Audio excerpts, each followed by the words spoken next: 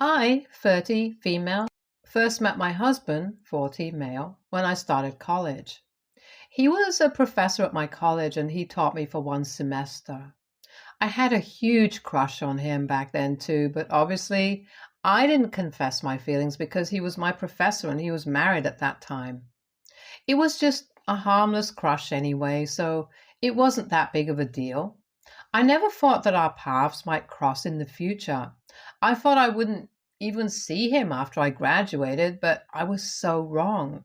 I had been single for a year after a bad breakup when I decided to try some dating apps. I wasn't even looking for something serious. I just wanted to get back into the dating game. I found him on a dating app. I did a double take because I literally couldn't believe my eyes. Last I heard, he had been happily married and now he was showing up on my dating profile.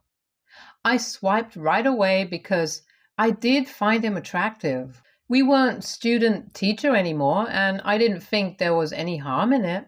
I honestly didn't even think that he would swipe right. I thought he would ignore me, but he sent me a message. I was over the moon. It was literally a dream come true for me. I mean, how many people can say that their crush has been interested in them? Of course, I replied to him and we talked about our lives for a little bit. He asked me what I was doing work-wise and I did the same. He was teaching at a different college now and he told me all about it. Finally, after a few days of talking, he asked me if I wanted to have dinner with him. I had almost lost hope because we had been talking, but he had not implied that he was interested in dating me. I just thought he wanted to catch up with me since we knew each other once. I did a little happy dance when he asked me out for dinner, and then I said yes. I wanted to go out with him for the longest time, and I was finally getting the chance. The first time I met him, he was super awkward. He even told me that he had never dated a former student, and it was weird for him. I told him that if he didn't want to go on a second date, I would totally understand. I would be sad, but I would understand. He said no so quickly that it made me laugh. He told me that it might take him some time to get used to this, but he liked me and wanted to go out again. I didn't tell him that I had a crush on him back in college because I didn't want to freak him out even more. I wasn't looking for a serious relationship anyway, so I thought going on a couple of dates with him wouldn't be a problem. I didn't even realize when those couple of dates became a date every week. And then it became a date every other day. And before I knew it, I was in a relationship with him. I have never had such an easygoing relationship before in my life, and it was impacting my life so positively. Being with him made me so happy, and he was always a gentleman, unlike my ex-boyfriend. We had been dating for a few months when we talked about the exes. He told me that his ex-wife had cheated on him and they had been divorced for 2 years. They had also been separated before the divorce. I felt so bad for him. Cheaters are the worst people in the world. I eventually told him about my crush, and we laughed so much about it. I said that I manifested him into my life, and I didn't know if that was true or not, but I was grateful either way. I had never been happier with any of my partners than I was with him, and he probably felt the same way because he asked me to marry him after a year of dating. I was obviously overjoyed because I loved him so much, and I said yes immediately. My parents were very happy for us, and so were his. I was a little skeptical about his family because they have been a little indifferent to me ever since I met them, but they seemed happy about our engagement. I sort of knew that they would eventually come to like me, but their behavior was stressing me out big time. My husband did try to convince me that his family liked me, and even if they didn't, it didn't matter. But of course it mattered. I didn't want there to be any bad blood between us. They loved his ex-wife and always talked about her fondly. It used to upset me a little because they still liked her even after she cheated on him, and they weren't ready to give me a chance. But I understood because they had known his ex-wife for a way longer. She used to be friends with his sister before she started dating my husband, so she had been in their lives for quite a few years. I got that I never had that much history with my in-laws, but they still could have given me a chance. Nevertheless, I was relieved to see that they were happy about our engagement, and I decided to let all that negativity go. My sister in law was still not on board with the wedding. She did not like me at all, and she never tried to hide it. I got that my husband's ex wife was her friend, but she should have been happy for her brother. How could she hate me and not her friend who cheated on her brother? I mean, she had some sick sense of loyalty towards her friend, and I didn't bother trying to befriend her. None of the in laws helped out with the wedding preparations at all. I sort of had to do everything on my own. My mom did help out with everything my fiance couldn't, so that was a big help. I just thought that my in laws needed more time to come around. I was for sure convinced that they wouldn't do anything disrespectful after the wedding. We will be a family then, so they will accept me into their lives. God, I was so wrong. They didn't wait until after I was married. They couldn't even sit and see me and my husband get married to each other. They had to ruin it. They probably planned it the way they were acting. It is just so awful that they didn't even think about their son and the fact that it was his wedding. On the day of our wedding, I was at the venue getting ready with my mom, mother-in-law, sister-in-law, and a few of my friends. Mother-in-law and sister-in-law were acting so shady. They weren't talking to anyone other than each other. They weren't even being polite. They were straight up ignoring my mother and friends. I didn't know what to do or say to them. It was super awkward. After a lot of hushed whispering, they both left the suite where we were all getting ready. My mom told me to go talk to them. She thought maybe they were feeling left out. I doubted that was the case, but I still went after them just to appease my mom. If I could make them more comfortable, then I was going to try for sure. They might not be very happy with me, but they were going to be part of my family, and I wanted them to enjoy my wedding day as much as me. What I saw when I went outside, though, made me see red. Firstly, my husband's ex-wife was standing outside my wedding venue. Secondly, my mother-in-law and sister-in-law were both standing with her and laughing. And thirdly, they were filling up water balloons with colored water in them like literal kids. I didn't even get to say anything before his ex-wife spotted me and threw a red-colored water balloon at me like a child, and it hit me right in the middle, soaking my wedding dress in red water. I started yelling. I didn't even know what I was saying. I just wanted them out of my sight. They weren't laughing then. They just stared at me like I was the one in the wrong. Tears started in my eyes because I was so incredibly angry. They didn't make a move until my husband was standing right next to me with a grave expression on his face. He told me to calm down and led me inside. He gave me water and calmed me down before he went out again for 5 minutes. After that, he said that we would get married in 20 minutes and he told his family to leave. I wanted to laugh and cry at the same time. I wanted my wedding to be perfect, and now my dress is ruined. It didn't deter my husband, though. He burst a water balloon on his clothes, too. I looked at him with wide eyes, and he just handed me a couple more balloons. He said that he would throw some balloons at me, and I should do the same. He called it our watercolor wedding. I didn't think it was possible for me to love him more, but in that moment I did. I didn't care that my in-laws were literally evil. As long as I had my husband, I was good. We did get married with colorful clothes, and the absence of his family was the cherry on top. I never wanted to see them again, and I didn't want my husband to ever see them either.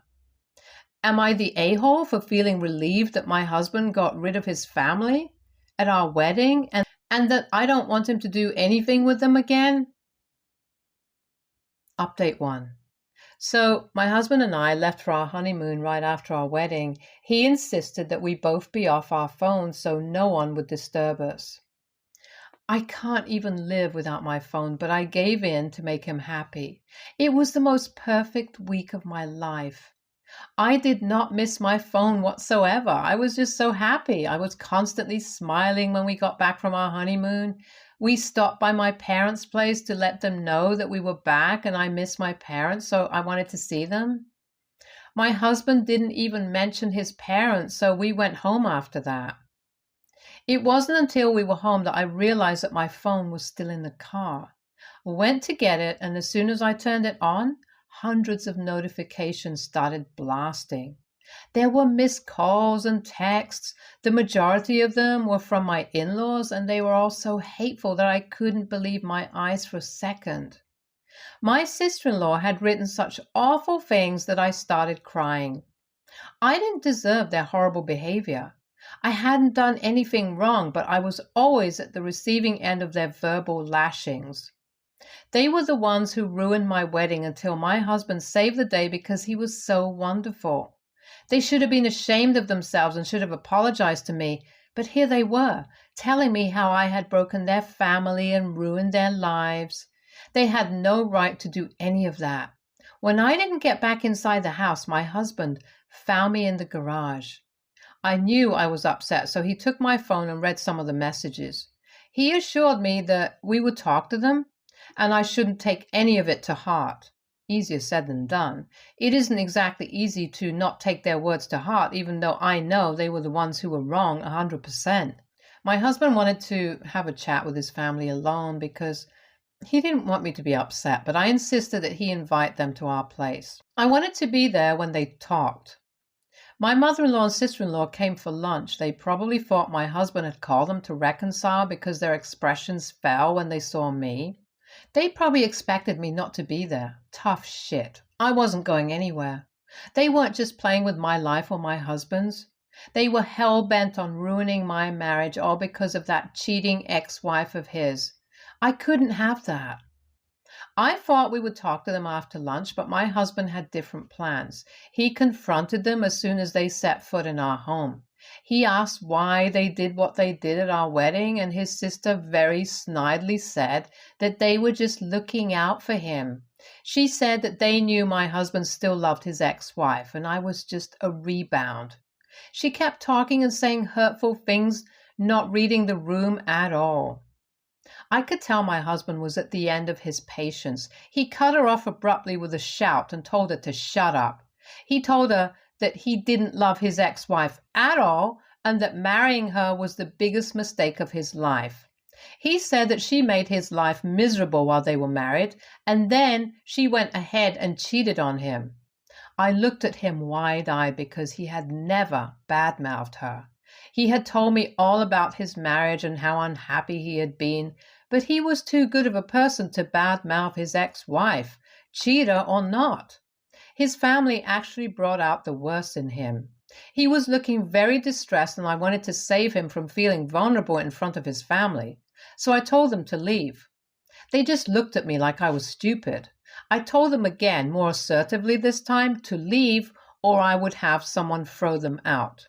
They hurried out after that, and I came back to my husband. He was so shocked. He confessed that he never talks like that. I knew that, and the fact that he was still trying to comfort me made my heart break for him. His family had messed him up. And then he got married to the devil and got messed up even more. Update 3. So we didn't hear from his family for a few months after that fight where my husband lost his cool. It took him a while to recover from it too because he wasn't an angry person. But his family just got on his nerves. I really thought we were past the nightmare that was his family, but boy was I wrong. I had just reached home after work one evening and found my husband's ex-wife standing in our driveway. I really didn't want to talk to her. I thought about ignoring her altogether and going inside, but I wasn't that person. I got out of my car and asked her what she wanted. She said she wanted to have a chat with me. I told her that I didn't have anything to say to her, to which she rolled her eyes like I was the intolerable one here. I told her that I wouldn't let her inside my home so she could say whatever she wanted and leave. She told me that she still loved my husband. I don't know why she was telling me that. I told her that she was embarrassing herself and she should move on because I could guarantee that my husband didn't feel the same about her. She looked at me like I lost my mind and then started laughing. I didn't have time for her bullshit. I wasn't completely sold on her after she threw a water balloon at me on my wedding day like a juvenile, so I started to move towards my house. She tugged on my bag and pushed me a little to stop me. I asked her what was wrong with her. She was acting like a crazy person. We were not in high school fighting over a guy. I told her to act like a grown woman, and if she wanted to confess her love to my husband, then talk to him. I had nothing to do with their relationship. I knew my husband would not even listen to a word she had to say anyway. I literally shoved her away before I went inside. I was so sick of these people trying to butt into my marriage. I did not sign up for his crazy family and the psycho ex-wife when I married him. Update 4. So I confided in my husband about how his ex-wife cornered me outside our home and was saying a bunch of nonsensical things. I really didn't want to burden him with this stuff because he just looked so tired of it. I knew this constant involvement of his ex-wife and family was taking a toll on him, but I couldn't tell him. I never hid anything from him, and this was all directly related to him. I told him what she had said, and he looked so pained that I almost stopped. He assured me that he did not feel anything towards her, which I knew. He didn't have to reassure me at all, and I hated that he had to because he wanted me to have no doubts. It was so disheartening to see that they were causing problems in our marriage. I told him that he didn't need to say anything to me and that I believed him 100%. He just got so emotional. He told me that he never wanted to put me in a position like this and that he hated how his past life was ruining our present. He looked so helpless when he said that he couldn't protect me from all of this negativity. It brought tears to my eyes. I told him that he didn't need to protect me and that we could just handle it all together. He told me that he would get a restraining order against the next person who showed up at our house to disrupt our lives, whether it was his sister, mother, or ex-wife. He was trying his best to shield me from them, and I was grateful for it. They didn't show up after that day, and our lives were almost back to normal when I found a recording device in my bag. Update 5. A few months after I had that run-in with his ex-wife, I had a horrible day at work. I was on my way home, tired and just ready to call it a day. I had just entered the house when my bag got stuck in the door and everything fell out on the floor.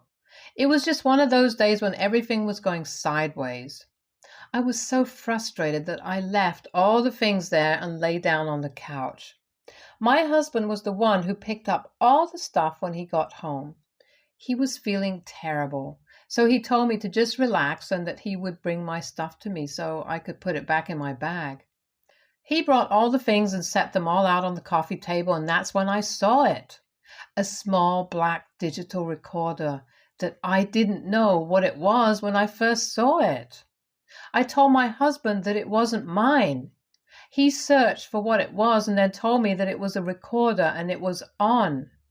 I was super scared because I didn't even know how long that thing was in my bag or who had listened to my conversations. My husband seemed to figure it out first, and he looked so pissed off.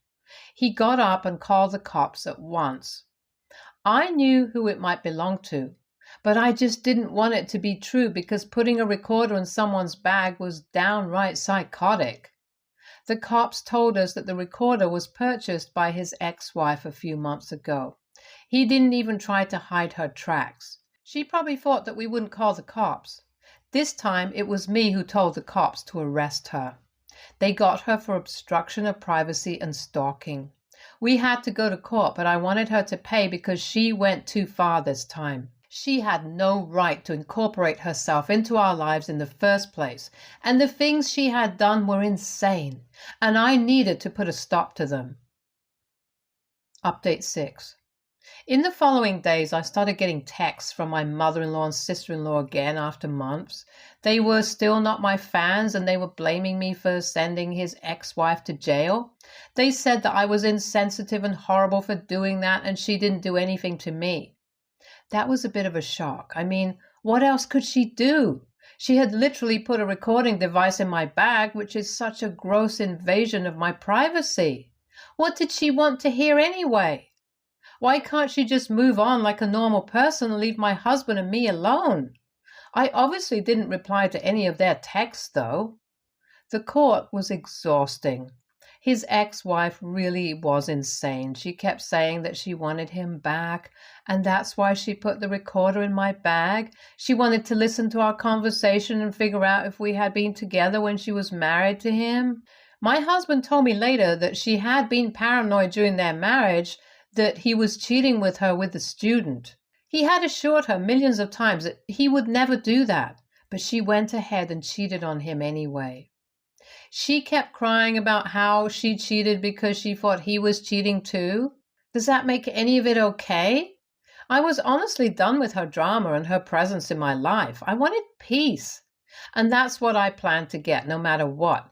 She didn't get any jail time, much to my disappointment. She did get a fine and a restraining order, which made me quite happy. I thought we were done after the court, but my husband took me to the police station and got a restraining order against his sister and mother, too. I didn't want to say anything to him since they were his family, but I actually felt safe knowing that they wouldn't come near me now. He also got us a security system to install at home. I was just happy that he cared that much and that we finally got rid of the nuisance that had been plaguing our lives ever since we got married. Stay tuned for more stories from our